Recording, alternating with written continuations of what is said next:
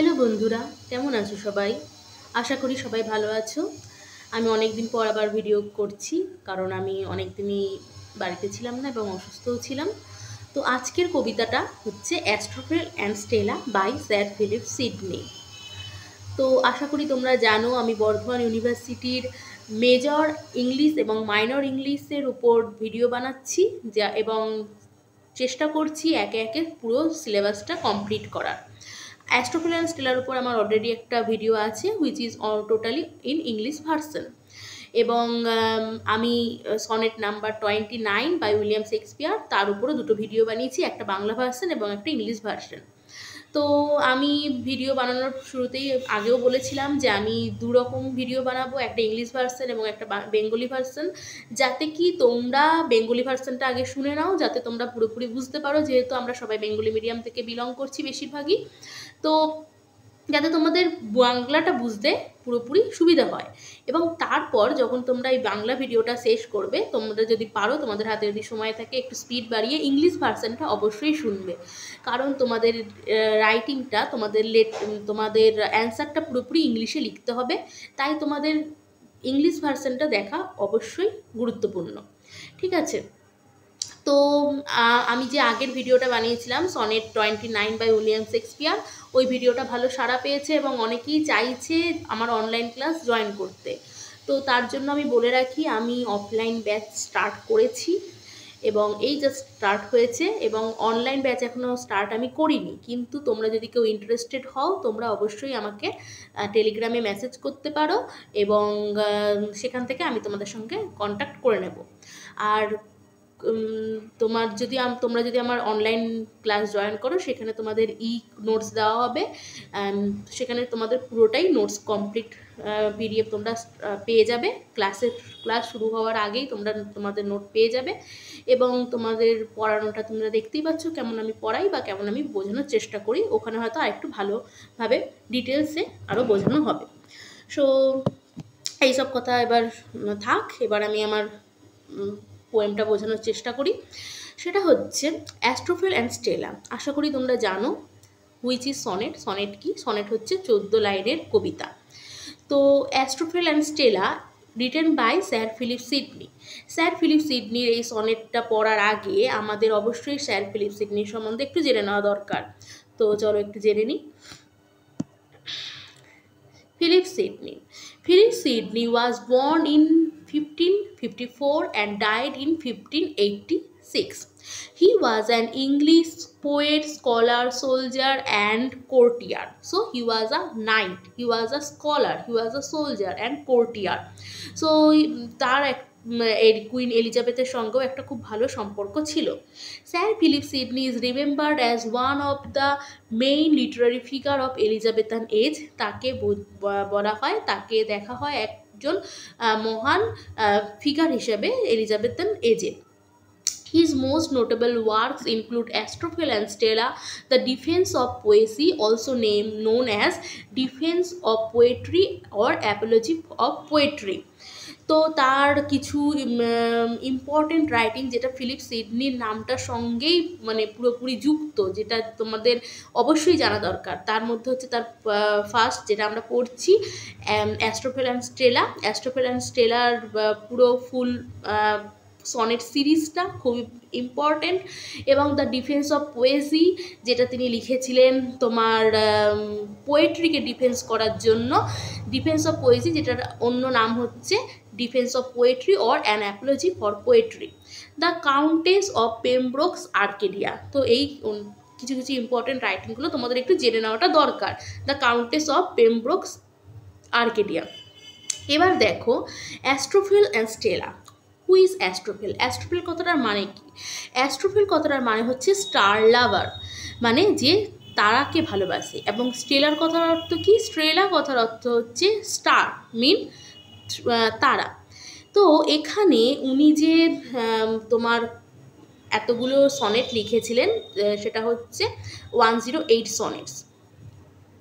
Okay, so 108 sonnets and 11 সংস। তাহলে উনি 108 sonnets লিখেছিলেন, একটা সিরিজ, এবং এই সনেটগুলো দেখবে কোনো পার্টিকুলার নাম নেই, এখানে 1, 2, 3, এবং আজকে আমরা যে সনেটটা পড়বো সেটা হচ্ছে সনেট নাম্বার 1। তাহলে এই সনেটগুলো উনি কেন লিখেছিলেন? ওনার প্রেমিকাকে উদ্দেশ্য করে লিখেছিলেন। এবং সনেটটা তোমরা জানো, আমি আগের ভিডিওতেও বলেছি, এখানেও একটু বলে দিচ্ছি যে সনেট ফর্মটা তোমার এসেছে হচ্ছে ইটালি থেকে। কোনো একজন বোঝা জানা যায় না, একজন অ্যানোনিমাস রাইটার এটা আবিষ্কার করেছিলেন। তারপর পেত্রাক এটাকে খুব ফেমাস করে, কারণ তিনি তার বিলাভেডের সম্বন্ধে সনেট লিখতেন। তার সনেটের দুটো ধারা ছিল, তার সনেটের একটা ফর্ম ছিল যেটা হচ্ছে অক্টেভ এবং সেস্টেট ফর্ম। অক্টেভ মানে 8 লাইনের 8 লাইন, এবং সেস্টেট মানে বাকি 6 লাইন। 8 লাইনে তিনি পোয়েমটার সম্বন্ধে, পোয়েমটার প্রবলেমটা ডিসকাস করতেন, এবং 6 লাইনে তার একটা সলিউশন দিতেন। তোমার ফিলিপ সিডনিও কিন্তু সেটাই করেছিলেন। ফিলিপ সিডনি তোমার এই পেট্রাককে ফলো করেছিলেন। পরবর্তীকালে এই ফর্মটা মানে সনেটের এই ফর্মটা তোমার Henry Howard and Thomas Wyatt এবং থমাস ওয়াটের ডিসাইপেল স্টুডেন্ট ছিলেন হচ্ছে হেনরি হাওয়ার্ড। তিনি এই ফর্মটাকে আমাদের ইংলিশে নিয়ে আসেন, এবং এর ওপরে তোমার ফিলিপ সিডনি, এডমান্ড স্পেন্সার তারা লেখালেখি শুরু করে সনেট ফর্মের ওপরে।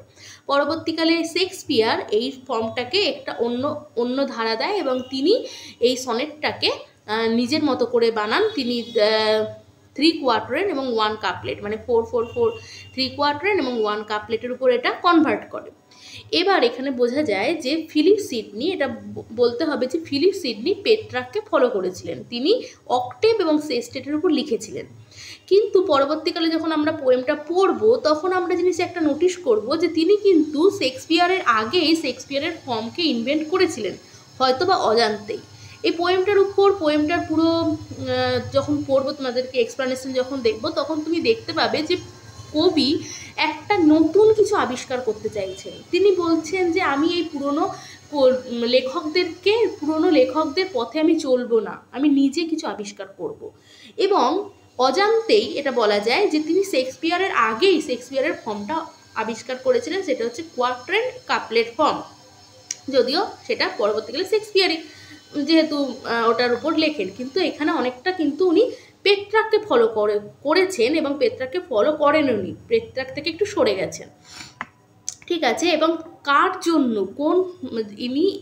তিনি এতগুলো কবিতা লিখেছিলেন, এতগুলো সনেট লিখেছিলেন, সেটা হচ্ছে Lady Penelope Bridge. Please note down the name, because this is very much important, কারণ তার উপরেই, তার জন্যই পুরো sonnet series. Lady Penelope Bridge. So who is Lady Penelope প্রিজ?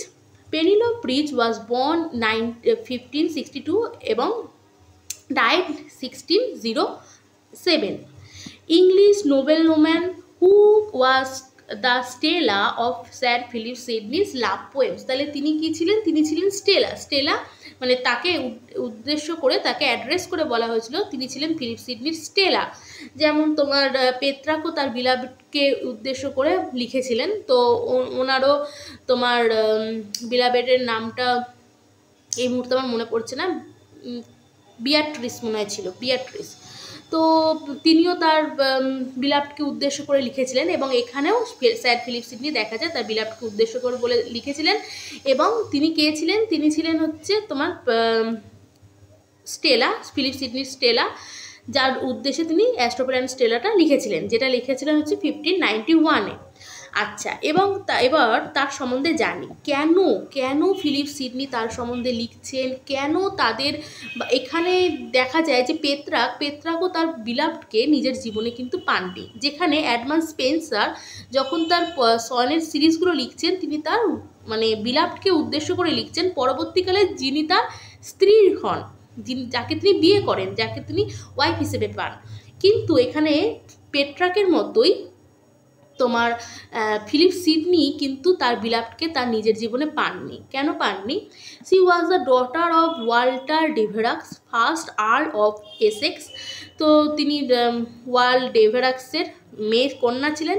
From an early age she was expected to be likely wife for Sidney, মানে অনেক কম বয়সেই তাদের ফিলিপ সিডনি এবং তোমার পেনিলোপির কিন্তু বিয়েটা ঠিক হয়ে গেছিল, কিন্তু কোনো এক কারণে after her father's death her guardian Henry Hastings third earl of Huntington arranged her marriage in 1581 to Robert Rich. তো তাই কি হলো, তার বাবা মারা যাওয়ার পর তার বিয়েটা ফিলিপ সিডনির সঙ্গে ভেঙে যায় এবং তার পরবর্তীকালের যে গার্জিয়ান ছিলেন তিনি হচ্ছেন তোমার হেনরি হেস্টিং। তিনি তার বিয়ে একজন অন্যজনের সঙ্গে ঠিক করেন এবং বিয়ে করান, সেটা হচ্ছে রবার্ট রিচ। তাই তার নামের টাইটেল হচ্ছে, সারনেম হচ্ছে Robert Penelope Rich, who is third Baron Rich. তিনি হচ্ছেন third Baron Rich afterward Earl of Warwick. The marriage was unhappy, so please note down this, যে পেনিলোপি যাকে বিয়ে করলেন তার সঙ্গে তার ম্যারেজটা কিন্তু আনহ্যাপি ছিল, it was not a successful marriage. এবং পেনিলোপি যখন বিয়ে হয়েছিল, যখন এই কবিতাগুলো স্যার ফিলিপ সিডনি তাকে উদ্দেশ্য করে বলছেন, মনে রাখবে তখন তার বয়স কিন্তু ছিল মাত্র 16 বছর। তো বলছে the marriage was unhappy from the start, Sidney continue to have an emotional attachment. Sidney তার সঙ্গে একটা ইমোশনাল অ্যাটাচমেন্ট কন্টিনিউ রাখেন আনটিল হিজ ডেথ, তার মৃত্যু অবধি কিন্তু তার সঙ্গে একটা ইমোশনাল অ্যাটাচমেন্ট রাখে। Sidney celebrated her charms and his affection for her in the series of sonnets collected Astrophel and Stella. তাহলে পুরো সিরিজটাতে তিনি তার বিলাবেডের সঙ্গে বিভিন্ন ইমোশন, বিভিন্ন জিনিস সম্পর্কে এই পুরো সিরিজটা লেখেন। তো এখানে আমি একটু বলে রাখি যাতে তোমাদের বুঝতে সুবিধা হয় এবং এটা একটা গল্পের মতো তোমাদের ভালো লাগবে, যে স্যার ফিলিপ সিডনি কিন্তু তার সঙ্গে একটা ইমোশনাল অ্যাটাচমেন্ট রাখতে চেয়েছিল এবং পেনিলোপিও যেহেতু তার সঙ্গে বিয়ে ঠিক হয়েছিল, তার প্রতি একটা তোমার ইমোশনাল অ্যাটাচমেন্ট ছিল, তাই প্রথম থেকেই তাদের দুজনের মধ্যে একটা ভালোবাসা ছিল। কিন্তু পেনিলোপি খুব ছোট ছিল, 16 বছর বয়স, এবং সিডনি তখন মেবি 21 or 22। তো কি হয়, তাদের দুজনের মধ্যে যে ভালোবাসাটা, পেনিলোপি সেই যুগের যেহেতু মহিলা, তিনি কখনো ফিজিক্যাল হতে চায়নি। তাই পেনিলোপি বলেছিল অবশ্যই আমাদের দুজনের মধ্যে একটা বন্ধুত্বপূর্ণ, মানে ফিলিপ সিডনি বলেছিল যে হ্যাঁ আমি তোমার সঙ্গে দেখা করতে চাই, তো পেনিলোপি বলেছিল অবশ্যই আমাদের মধ্যে এটা থাকবে, আমাদের মধ্যে বন্ধুত্বটা থাকবে, কিন্তু এটা থাকবে একটা প্লেটোনিক লাভ, কখনোই এটা ফিজিক্যাল হবে না। একদম লাস্ট সনেটে দেখা যায়, কয়েকটা আগে দেখা যায় স্যার ফিলিপ সিডনি কী করলেন, তিনি কিন্তু একবার ওনাকে পেনিলোপিকে কিস করেন এবং তার জন্য পেনিলোপি তাকে পুরোপুরি রিজেক্ট করেন, যে হ্যাঁ না আমি তোমার মুখও দেখতে চাই না, আমি যেটা তোমাকে বলেছিলাম যে আমাদের সম্পর্কটা একটা প্লেটোনিক লাভ থাকবে, কোনো ফিজিক্যাল কিছু কানেকশন থাকবে না, আমরা দুজন একে অপরের বন্ধু হিসেবে থাকবো, সেটা তুমি ব্রেক করেছো সেই রুলটা। তার পরবর্তীকালে লাস্টের সনেটগুলোতে দেখা যায় যে কীভাবে স্যার ফিলিপ সিডনি তার জন্য দুঃখ প্রকাশ করছেন, তাকে দূর থেকে জানলা থেকে একবার শুধু এক ঝলক দেখার জন্য তার জানলার সামনে গিয়ে ঘন্টার পর ঘন্টা ওয়েট করছেন। তো যেহেতু পেনিলোপি তাকে ভালোবাসলেও তিনি সেই এলিজাবেথন টাইমের উইমেন ছিলেন, যখন ম্যারেজটা ব্রেক করা বা ম্যারেজ থেকে বেরিয়ে গিয়ে অ্যাডাল্টারি করা, এটা কোনোভাবেই মানে পসিবল ছিল না, বা কোনোভাবেই তারা এটা চিন্তাও করতে পারতেন না।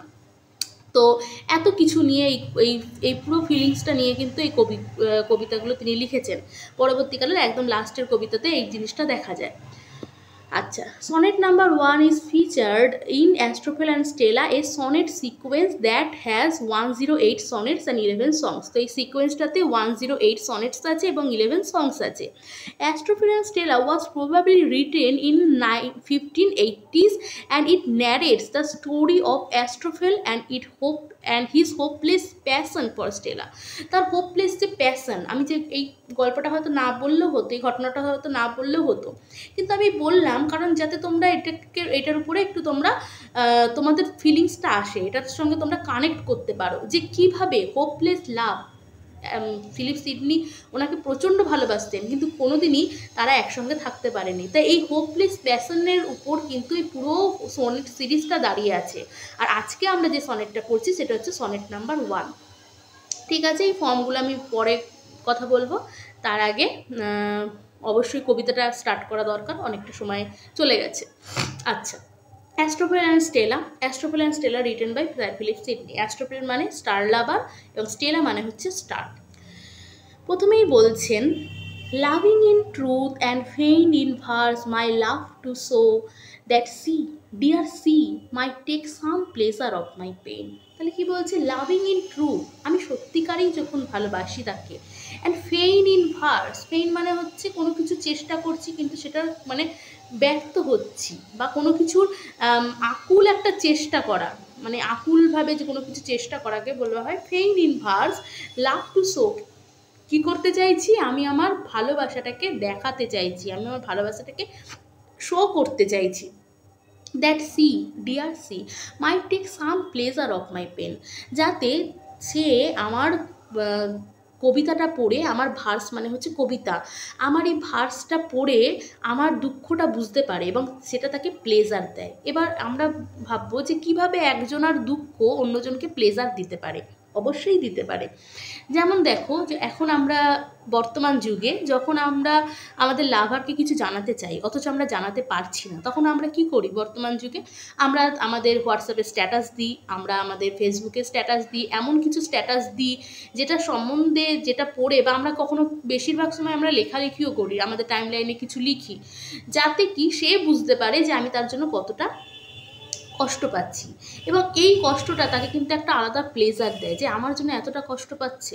তো ঠিক সেম জিনিসটাই কিন্তু এখানে হচ্ছে। এখানে কবি তাকে বলছে যে আমি একটা কবিতা লিখতে চাই, যেই কবিতাটা পড়ে সে আমার দুঃখটা বুঝবে, এবং দুঃখটা বুঝে যখন তার যেন একটা কিছু মানে সে যেন একটা প্লেজার পায় যে হ্যাঁ, আমার জন্য এই লোকটা এত ভাবছে, আমাকে এতটা ভালোবাসে, এই কবিতাটা এতটা সুন্দর করে লিখেছে। প্লেজার মাইট কজ হার রিড, যখন সে বুঝবে যে হ্যাঁ কিছু আমার জন্য লিখেছে, তখন সে নিশ্চয়ই সেটা পড়বে। আমরাও স্ট্যাটাস চেক করি যে দেখি আমার জন্য কি লিখেছে। যদি আমরা দেখি যে কোনো জায়গা থেকে কপি পেস্ট করেছে, আমরা কিন্তু অতটা ইমপ্রেস হই না যতক্ষণ না আমরা দেখি যে সে আমার জন্য 2 লাইন লিখেছে। তো সেটা আমাদেরকে একটা আলাদাই প্লেজার দেয় যে হ্যাঁ, সে আমাকে এতটা ভালোবাসে যে সে আমার জন্য 2 লাইন লিখেছে, এবং আমার কথা ভেবে পুরোপুরি তার ইমোশনটা বোঝানোর জন্য সে 2 লাইন লিখতে পেরেছে, 2 লাইন 4 লাইন বা একটা কবিতা লিখতে পেরেছে। তাহলে কি বলছে, এই যে প্লেজার মাইট কজ হার রিড, এই প্লেজারটা তাকে একটা কারণ দেবে, it gives her A cause, একটা কারণ দেবে যেটা তাকে পড়তে আরও তোমার ফোর্স করবে বা পড়তে এগিয়ে দেবে। Reading might make her no, এই পড়াটা তার থেকে সে হয়তো জানতে পারবে, এই পড়ে, এই কবিতাটা পড়ে সে একটা নলেজ পাবে। সেটা কি পাবে? Knowledge might pity win and pity grace obtain, যে নলেজটা থেকে সে আমার উপর করুণা করবে। হ্যাঁ, knowledge might pity win and pity grace obtain. তোমরা যদি তোমার বার্নার্ড শয়ের আর্মস অ্যান্ড দ্য ম্যান পড়ে থাকো, ওখানে বলেছে যে পিটি থেকে, করুণা থেকে মানুষের প্রতি কিন্তু ভালোবাসা জন্মায়। আমরা একটা মানুষকে তখনই বেশি মানে ভালোবাসতে শুরু করি যখন আমরা তার কিছু একটা দেখি যেটার প্রতি আমাদের একটা করুণা হয়, যে আহারে এরকম, বা সে আমার জন্য এতটা কষ্ট পাচ্ছে, সে সত্যি আমাকে এতটা ভালোবাসে। তাহলে কি বলছে, এই নলেজটা যখন পাবে, যখন এই কবিতাটা পড়ে, আমার ভার্সটা পড়ে, যখন সে কবিতাটা পড়ে যখন সে নলেজটা পাবে, সেই নলেজটা তাকে কি একটা করুণা দেবে, যেটার থেকে হয়তো আমার জন্য কিছু ভালোবাসা আসবে। পিটি গ্রেস অবটেইন, যেটা থেকে কিছু গ্রেস আসবে। I sought fit words to paint the blackest face of woe, তার জন্য আমি কি করলাম, যে হ্যাঁ আমাকে এখন লিখতে হবে। তাহলে কি আই সোড মানে সার্চ করা, তাই তো? তা আমি খোঁজাখুঁজি শুরু করলাম টু ফাইন্ড দ্য ফিট ওয়ার্ডস, যেটা একদম এক্স্যাক্ট ওয়ার্ড, যেটা আমার যে ব্ল্যাকেস্ট ফেস অফ ও, এখানে পুরোপুরি একটা মেটাফোর ইউজ করা হয়েছে, পার্সোনিফাইও ইউজ করা হয়েছে, পার্সোনিফিকেশনও ইউজ করা হয়েছে। সেটা হচ্ছে যে আমি আমার মুখটা যে একদম মানে এত দুঃখে, সে আমাকে একসেপ্ট করছে না, সেই দুঃখে আমার মুখটা পুরোপুরি কালো হয়ে গেছে, মুখটা পুরোপুরি ব্ল্যাকেস্ট হয়ে গেছে। এবং এই ব্ল্যাকেস্ট ফেসটাকে আমি দেখানোর জন্য, আমার এই দুঃখটাকে দেখানোর জন্য আমি এক্স্যাক্ট ওয়ার্ড খুঁজছি। অনেক সময় হয় না যে আমরা কখনো বলি যে আমরা পুরোপুরি একটা এক্স্যাক্ট ওয়ার্ড খুঁজতে চাই, যেটা আমাদের ফিলিংসটাকে পুরোপুরি ব্যক্ত করবে। এখানেও কবি বলছেন যে I sought fit words to paint the blackest face of woe, আমার যে দুঃখের যে ফেসটা, আমার যে কষ্টটা, সেটার জন্য বোঝানোর জন্য একদম ফিট একটা ওয়ার্ড খুঁজছি। স্টাডিং ইনভেনশনস ফাইন, আমি কি করছি, ইনভেনশনস খুঁজছি, and hard wits two entertain, আমি চেষ্টা করছি কিছু একটা ইনভেন্ট করার, একটা কিছু আবিষ্কার করার, একটা এক্স্যাক্ট ওয়ার্ড, একটা এক্স্যাক্ট ভার্স, মানে এক্স্যাক্ট ভার্স না, একটা তোমার ভার্স লেখার, যেটার দ্বারা যেটা একটা নতুন একটা ইনভেনশন হবে, যেটা তার উইটকে এন্টারটেইন করবে। তাহলে এখানে কিন্তু কবি বলছেন যে তিনি কিন্তু যে কোনো বিলাবেড নয় যে আমি যা তা লিখে দিলাম এবং তাতেই সে ইমপ্রেস হয়ে যাবে। সি ইজ উইটি, সে কিন্তু যথেষ্ট বুদ্ধিমতী, যাতে আমি মানে একটা মানে খারাপ কিছু লিখে দিলাম সেটাই তাকে ইমপ্রেস করবে তা নয়, সে যথেষ্ট বুদ্ধিমতী এবং তার উইটসটাকেও এন্টারটেইন করার মতো এমন কিছু একটা লিখতে হবে। তাই না, আমরা যখন কাউকে কোনো ধরো কেউ এসেছে বাড়িতে বা কিছু কাউকে আমরা ইমপ্রেস করছি, আমরা বলি না যে যা তা কিছু বলে দিলেই হবে না, কিন্তু সে কিন্তু যথেষ্ট বুদ্ধিমতী বা সে কিন্তু যথেষ্ট বুদ্ধিমান, সে কিন্তু যথেষ্ট পড়াশোনা করে। এবং এখানে বোঝা যাচ্ছে যে কবির বিলাবেডও যথেষ্ট অন্যান্য কবিদের লেখা বা অন্যান্য রাইটিং কিন্তু যথেষ্ট পড়াশোনা করে, সে কিন্তু যথেষ্ট উইটি। তাই বলছে হার উইটস টু এন্টারটেন, তার উইটসটাকে আমরা কিন্তু এন্টারটেন করতে চাইছি, কি করে, যাতে স্টাডিং ইনভেনশনস পয়েন্ট, কিছু একটা আবিষ্কার করতে পারি। Oft turning other sleeves to see if thence would flow, বলছে আমি অন্যান্যের আদার স্লিভস বলতে এখানে কিন্তু মেটাফোর ইউজ করেছেন, যে আদার স্লিভস মানে কি, এবং মিটোনিমিও ইউজ করেছেন। আদার স্লিভস মানে কি, আদার স্লিভস মানে হচ্ছে অন্যদের পাতা মানে কি, অন্যান্য রাইটাররা, আমার আগে যে রাইটাররা এসেছেন, বড় বড় রাইটাররা এসেছেন, পেত্রা, কুমার, আরও যে রাইটাররা এসেছেন, তারা তাদের বিলাবেডকে কিভাবে ইমপ্রেস করেছে, তারা কিভাবে বড় বড় রাইটিং লিখেছে। তো উনি যথেষ্ট পরিমাণে পড়াশোনা করছেন, অন্যান্যদের বইয়ের খাতা উল্টাচ্ছেন, যে কিভাবে তিনি একটা নতুন কিছু লিখতে পারবেন। আমরাও এরকম করি অনেক সময়, যে আমরা কিছু লেখার আগে বা কিছু একটা প্রেজেন্টেশন করার আগে আমরা অনেক পড়াশোনা করি, যে হ্যাঁ অন্যান্য কবিরা বা অন্যান্য যারা লিখেছেন তারা কিভাবে লিখেছেন, তা আমরাও তাদের কাছ থেকে কিছু যেন আইডিয়া পাই। Some fresh and fruitful showers upon my brain, তাহলে কি বলছে, oft turning other sleeves to see if thence should flow some fresh and fruitful showers upon my sunburn brain, আমার ব্রেনটা পুরোপুরি সানবার্ন হয়ে গেছে, দুঃখ, তাপে, কষ্টে আমার ব্রেনটা পুরোপুরি একটা যেন মনে হচ্ছে পুড়ে গেছে, একদম পুড়ে তপ্ত হয়ে গেছে, রোদে একদম পুড়ে তপ্ত হয়ে গেছে। এবং আমি চাইছি অন্যান্যদের লেখা পড়তে, যাতে সেখান থেকে কিছু ফ্রুটফুল ফ্রেশ শাওয়ার্স আসে আমার মাথায়, যেন সেখান থেকে কিছু বৃষ্টি নেমে পড়ে, কিছু নলেজের কিছু বৃষ্টি নেমে পড়ে, কিছু আইডিয়াস আমার সানবার্ন ব্রেনে আসে, যেটার দ্বারা আমি যেন আরও ভালো লিখতে পারি।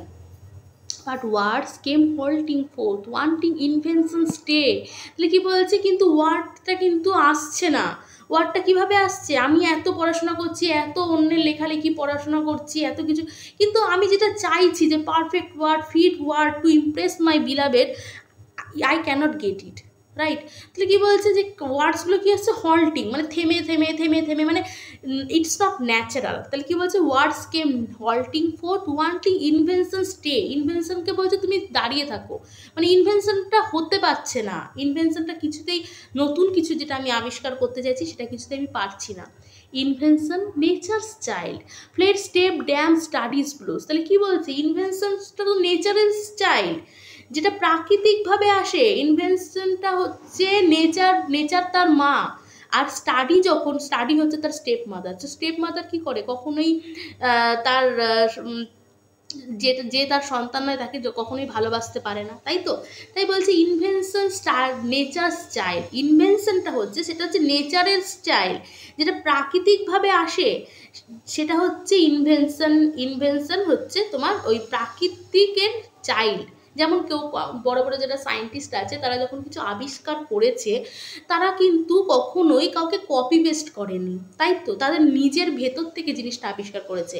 এখানে কবি কী করছে, কবি অন্যান্যদের বইয়ের পাতা উল্টাচ্ছেন, অন্যান্যদের লেখা পড়ছেন, যেন সেখান থেকে কিছু আইডিয়া আসে, সেখান থেকে কোনো ওয়ার্ড নিতে পারে, যেটার দ্বারা তিনি তার বিলাবেডকে ইমপ্রেস করবেন। কিন্তু পরবর্তীকালে তিনি দেখতে পেলেন যে সেটা কখনোই অকৃত্রিম নয়। তাহলে সেটা কখনোই কৃত্রিম নয়, মানে কখনোই কৃত্রিমভাবে কোনো কিছু ইনভেন্ট করা যায় না, সেটা সবসময় ন্যাচারাল, সেটা সবসময় প্রাকৃতিক।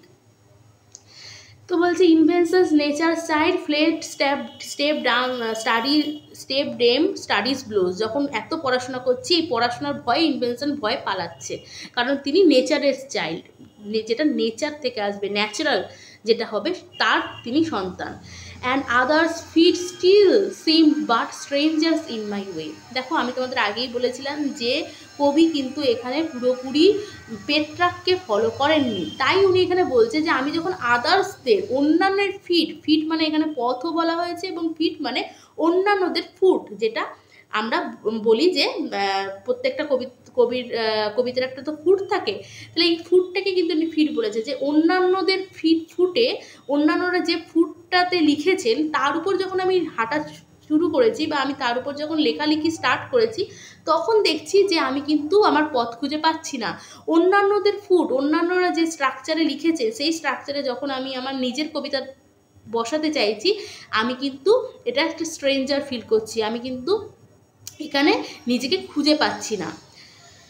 That thus great child to speak and helpless in my throes. তাহলে এটা কেমন, এটা মনে হচ্ছে যেন মানে একটা প্রেগনেন্ট উইমেন কি তার বাচ্চাটাকে জাস্ট জন্ম দিতে চাইছে কিন্তু পারছে না। যেমন আমরা অনেক সময় বলি না যে আমাদের কথা পেটে আটকে যাচ্ছে, মুখে বেরোচ্ছে না, তো কবিরও সেরকমই একটা অবস্থা, যে উনি বলেছেন যে Das great child to speak, একটা বাচ্চা যেন কথা বলতে চাইছে কিন্তু হেল্পলেস ইন মাই থ্রোট, যেন তার গলাটাকেও চেপে রেখেছে, যেন আমি কিছু একটা বলতে চাইছি, আমার ভিতরে অনেক ইমোশন আছে, আমার ভিতরে অনেক কিছু বলার আছে আমার বিরাবেটকে, কিন্তু আমি যেন বলতে পারছি না, কারণ আমি অন্যান্যদের লেখা ফলো করছি, অন্যান্যদের লেখার থেকে আইডিয়া নেওয়ার চেষ্টা করছি। Biting my truant pen, beating myself for spite. তাহলে কি আমি কি করছি, আমার পেনটাকে, ট্রুয়েন্ট মানে কি, ট্রুয়েন্ট মানে যে বাচ্চাগুলো স্কুলে যায় না, যে বাচ্চাগুলো অবাধ্য, তাদের স্কুল টিচারের কথা শোনে না, তাহলে এখানেও কবি তার পেনটাকে ট্রুয়েন্ট বলছে, এখানে পার্সনিফাই করছে, যে তার পেনটা হচ্ছে ট্রুয়েন্ট, যে তার কথা শুনছে না, তিনি বারবার তাকে কিছু একটা আবিষ্কার করতে বলছেন, কিছু একটা লিখতে বলছেন, কিন্তু তার পেনটা হচ্ছে truant. And beating myself for spite, নিজেকে বারবার মানে কোষাকুষি করছে, নিজেকে বারবার মানে যাকে বলে, আমরা বলি না যে নিজেকে বারবার আমরা বলি যে তোমার দ্বারা কিছুই হবে না, তুমি একটা লিখতে পারছো না, একটা কাজ করতে পারছো না। তো এটা তোমরা জানো কিনা জানি না, তো এটা হচ্ছে তোমার রাইটার্স ব্লক। যারা বড় রাইটার হয় তারা অনেক সময় এই রাইটার্স ব্লকটা ফিল করেন। যেমন তোমার ফক্স বলে একটা কবিতা আছে, দ্য ফক্স, এটা মনে হয় তোমার কার যেন লেখা, সিলভিয়া প্লাথের হাজব্যান্ড, তার লেখা। তো সেখানেও তিনি কি করছেন, উনি লিখতে পারছেন, রাইটার্স ব্লকে ভুগছেন। এখানেও কবি কিন্তু রাইটার্স ব্লকে ভুগছেন, তিনি এত বড় রাইটার, তিনি একটা কিছু লিখতে চাইছেন, তার লেখাটা গলায় আটকে আছে, কিন্তু তিনি লিখতে পারছেন না। এবার কি হবে, লাস্ট লাইনে বলছে fool my muse to me, look in thy heart and write. তাহলে কি, মিউজ মানে হচ্ছে তোমার দেবী, হ্যাঁ, তাহলে ওখানে 9 মিউজ আছে, এটা হচ্ছে তোমার কবিতার দেবী। আমাদের যেমন কবিতার বা বিদ্যার দেবী হচ্ছে সরস্বতী, এখানেও আমরা যেমন কোনো সময় কিছু লিখতে গেলে বেশিরভাগ সময়তেই আমরা কি সরস্বতী দেবীকে আহ্বান জানাই, তাই তো। তাহলে এখানে ওনার মিউজ, ওনার বিদ্যার দেবী, ওনাকে বলছেন ফুল, ইউ আর এ ফুল, তুমি একটা বোকা, look in thy heart and right, তুমি তোমার নিজের গভীরে দেখো, নিজের অন্তরে দেখো এবং লেখো। তো এই কবিতাটা যখনই পড়ি তখনই আমি বারবারই মাইকেল মধুসূদন দত্তের কবিতার বারবারই তোমার রেফারেন্স দিই, কারণ মাইকেল মধুসূদন দত্ত সেম এই জিনিসটাই লিখেছিলেন বঙ্গভূমি কবিতে, যেখানে তিনি বলেছিলেন যে সেখানেও সরস্বতী দেবী তাকে বলেছিলেন যে তুমি নিজের ভাষায় লেখো, নিজের অন্তরের ভাষায় লেখো। তো এখানেও কবি সেটাই বলছেন, যে তিনি বারবার অন্যান্যদের লেখা পড়ছেন, অন্যান্যদের মহান লেখকদের কাছ থেকে আইডিয়া নিতে চাইছেন, কিন্তু আলটিমেটলি লাস্টে তিনি দেখলেন যে কারোর আইডিয়াই কিন্তু ফ্রুটফুল নয়। একমাত্র তিনি যখন নিজের অন্তরের থেকে লিখবেন তখনই তিনি একটা কবিতা লিখতে পারবেন। এবং তোমরা দেখতে পাচ্ছ যে এই বলতে বলতে তিনি কিন্তু পুরোপুরি একটা সনেট অলরেডি আবিষ্কার করে ফেলেছেন, তাই তো, যেখানে নতুন আইডিয়া আছে, যেখানে নতুন স্ট্রাকচার আছে, যেখানে তিনি পেত্রাক বা অন্যান্য সনেটিয়ারদেরকে কিন্তু ফলো করেননি, তাহলে এখানে তিনি সত্যি একজন আবিষ্কারক হয়ে উঠেছেন। তাহলে এখানে কবিতাটার সম্বন্ধে, স্ট্রাকচার সম্বন্ধে বুঝিয়ে দিই। যদি তোমাদের কোনো জায়গায় বুঝতে অসুবিধা হয় অবশ্যই কমেন্ট সেকশনে তোমরা লিখতে পারো, যদি আমার কিছু ভুল হয়ে থাকে সেটাও তোমরা কিন্তু আমাকে আইডেন্টিফাই করে দিতে পারো। Sonnet number 1 resembles a Petrarchan sonnet. তাহলে সনেট নাম্বার 1টা কি পেট্রার্কাল সনেটকে রিজেম্বল করছে, ওটার মতো। It has 14 lines and it is written in iambic hexameter. সবসময় মনে রাখবে সনেট কিন্তু আয়াম্বিক পেন্টামিটারে লেখা হয়। শেক্সপিয়ার তার প্লেগুলো আয়াম্বিক পেন্টামিটারে লিখেছিলেন, যার জন্য এটা এত বেশি অ্যাট্রাক্টিং এবং ইন্টারেস্টিং। কিন্তু এখানে দেখো কবি কিন্তু আয়াম্বিক হেক্সামিটার ইউজ করেছেন। Sonnet number 1 can be divided in an octet and sestet. তো এটাকে অক্টেট সেস্টেটে ভাগ করা যাবে। And it has A B A B A B A B C D C D E E rhyme scheme. তাহলে এখানে কিন্তু পেত্রাক যে রাইম স্কিমটা ইউজ করতেন সেটা থেকেও একটু আলাদা আছে। তাহলে এবিটা তোমাদের একটু বুঝিয়ে দিই তার আগে। Moreover the poem has love and creation and its main theme. তাহলে এটার কি তোমার লাভ ক্রিয়েশনটা হচ্ছে এটার মেন থিম। তাহলে এখানে দেখো কি বলেছে, এবি সিডি সিডি ই। তাহলে দেখো এটা কিন্তু অক্টেভ এবং সেস্টেটকে ফলো করলেও পুরোপুরি অক্টেভ এবং সেস্টেটের নয়। লাস্টে দেখো ই আছে। শেক্সপিয়ার কীভাবে লেখে, শেক্সপিয়ারের ফর্ম কি, শেক্সপিয়ারের ফর্মেও লাস্টে দেখবে এবি সিডি সিডি ইএফ জি হচ্ছে কাপলেট, তাই তো দুটো একই রাইম স্কিম হবে। এখানেও দেখো কবি কিন্তু সেটাই ফলো করেছেন। যেমন দেখো দেখো loving in truth and fain in verse my love to show. তো শো অ্যান্ড নো, তাহলে এটা এ, তাই তো এ বি এ আবার বি দেখাচ্ছি। তাহলে show know pain obtain, AB হলো। এবার হচ্ছে ওর সাথে ফ্লো, এন্টারটেইনের সাথে ব্রেন। তাহলে কি এটা হচ্ছে তোমার সি ডি সি ডি। তাহলে এবি সিডি হলো। আচ্ছা না এক সেকেন্ড, সোর সাথে, হ্যাঁ সরি, তাহলে এটা কি হচ্ছে সো নো মানে এ, সো নো এ আর এটা হচ্ছে এ বি, ঠিক আছে। তাহলে শো নো পেইন অবটেইন। পরেরটাও দেখো ওটাও কিন্তু আবার এর মতোই উচ্চারণ, মানে সো এর মতো উচ্চারণ। তাহলে এটাও আবার এবি, তাহলে এবি দুবার, ঠিক আছে। তাহলে ও ফ্লো, এন্টারটেইন অ্যান্ড ব্রেন, তাহলে এবি। আচ্ছা, তারপরে দেখো স্টে ওয়ে মিন সি, ব্লোজ থ্রোজ মিন সিডি। তাহলে এটা হচ্ছে তোমার সি ডি, ঠিক আছে। আর লাস্টে দেখো স্পাইট রাইট, এটা হচ্ছে তোমার ই। তাহলে এখানে উনি পেট্রাককে ফলো করলেন আবার করলেনও না, শেক্সপিয়ারকে ফলো করতে পারেননি কারণ শেক্সপিয়ার ওনার পরে এসেছিলেন, তাই তো। তাহলে এখানে কি তার ফর্মটা কিন্তু উনি অন্যভাবে আবিষ্কার করছেন, যেখানে উনি বলেছেন যে আমি অন্যের ফর্ম নেব না, আমি অন্যের ফুট ধরে চলবো না। Philip Sidney's Astrophel and Stella is an English sonnet sequence containing 108 sonnets and 11 songs. The name derives from two Greek words astar, astar means star, phil means lover.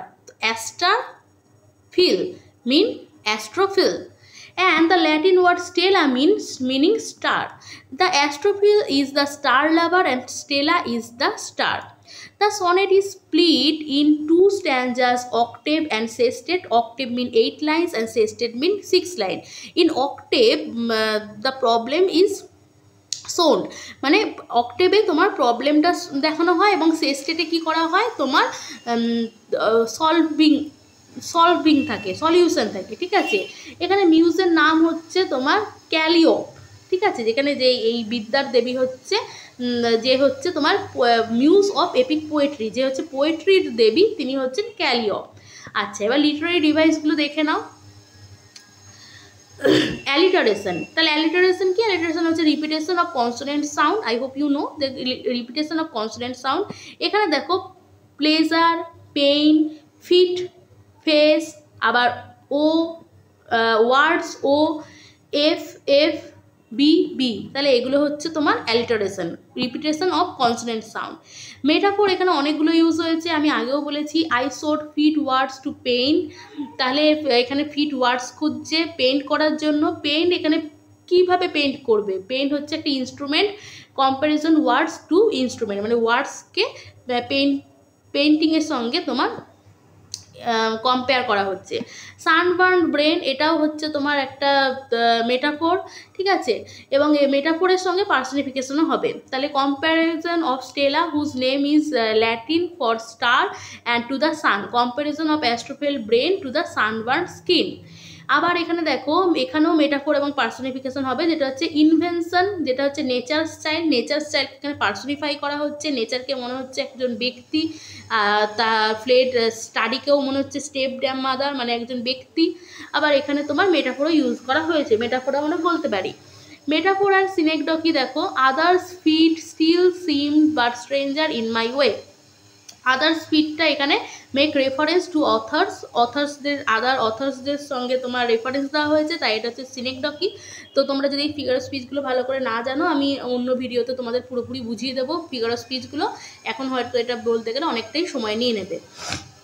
তাহলে এখানে তোমার সিনেকডকি ইউজ করা হয়েছে, এখানে আদার্স ফিট বলতে তোমার এখানে অন্যদের ফিটের কথা বলা হয়েছে। আর poetic feet used by those authors, metaphor, এটা হচ্ছে মেটাফোর ইউজ করা হয়েছে। তাহলে ইনভেনশন স্টাইল এটা স্টাডিজ ড্যামসগুলো, এটা আগেই বলেছি। অ্যাপোস্ট্রফি দেখো এখানে ফুল সেড মিউ মাই মিউজ টু মি, তাহলে এখানে ফুল বলে কাকে অ্যাড্রেস করা হচ্ছে, তোমার ফুল বলে এখানে তোমার কবিকে অ্যাড্রেস করেছে মিউজ, তাহলে এখানে একটা অ্যাপোস্ট্রফি ইউজ হয়েছে। অক্সিমোরন এখানে ইউজ হয়েছে দেখো, সানবার্ন ব্রেন, তাহলে কিছুটা হচ্ছে সানবার্নটা হচ্ছে তোমার বাইরের এক্সটার্নাল আর বাইরের এফেক্ট, আর ব্রেনটা হচ্ছে তোমার ইন্টারনাল অর্গান, ঠিক আছে। অ্যানাফোরা ইউজ হয়েছে repetition of words, repetition of words use হয়েছে, যেমন দেখো pleasure might make her, might cause আর reading might make her know, মাইটটা বারবার ইউজ হয়েছে, তাই এটা হচ্ছে অ্যানাফোরা।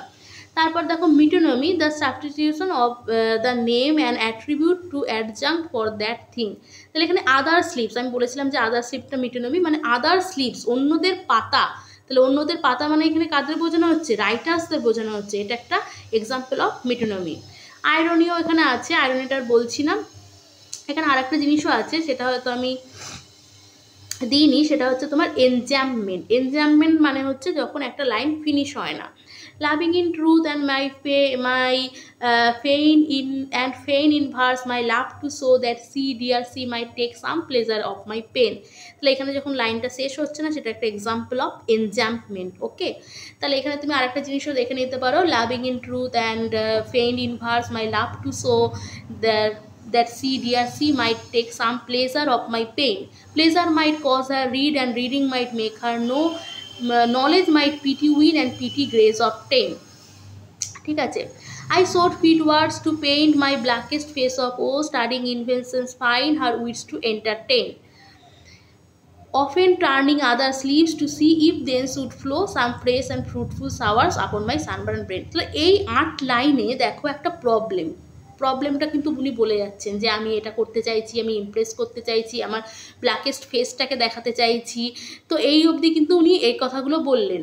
আস্তে আস্তে দেখো একদম লাইন 6 থেকে যে একটা তুমি দেখতে পাবে এক্সাম্পল অফ ভল্টা মিনস যখন টার্নিং পয়েন্টটা আসে, তাহলে এখানে দেখো after but words কেমস faulting fourth, তাহলে এইটা একটা এক্সাম্পল অফ ভল্টা মানে দ্য টার্নিং পয়েন্ট, ঠিক আছে।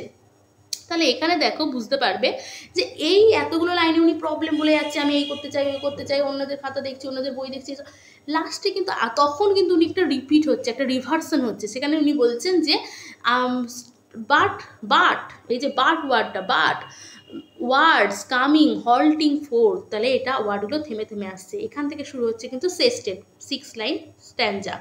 তাহলে halting forth, wanting invention stay, inventions nature child, আস্তে আস্তে কিন্তু উনি সলিউশনের দিকে যাচ্ছে, বোঝানোর চেষ্টা করছে, একটু রিভার্সন হচ্ছে, and others' feet still seemed but strangers in my way, that great child to speak and helpless in my throes, biting my truant pain and biting myself for spite. ফুল এখানে শেক্সপিয়ার কি করে দুটো তোমার লাইনে কিন্তু উনি তোমার সলিউশনটা দেয়। এখানে কিন্তু উনি কিছুটা পেত্রা কিছুটা শেক্সপিয়ান পুরোটাই মিক্স করেছেন, যদিও শেক্সপিয়ার সম্বন্ধে অবগত ছিলেন না তখন।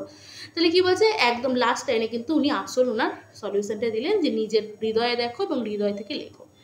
তাহলে এখানেই শেষ করছি, অলরেডি ভিডিওটা অনেকটা বড় হয়ে গেছে, সরি ফর দ্যাট। এবং যদি তোমাদের ভিডিওটা ভালো লাগে প্লিজ লাইক করো এবং তোমাদের নিজেদের কিছু বলার থাকলে অবশ্যই কমেন্ট সেকশনে লেখো। Thank you for giving your time.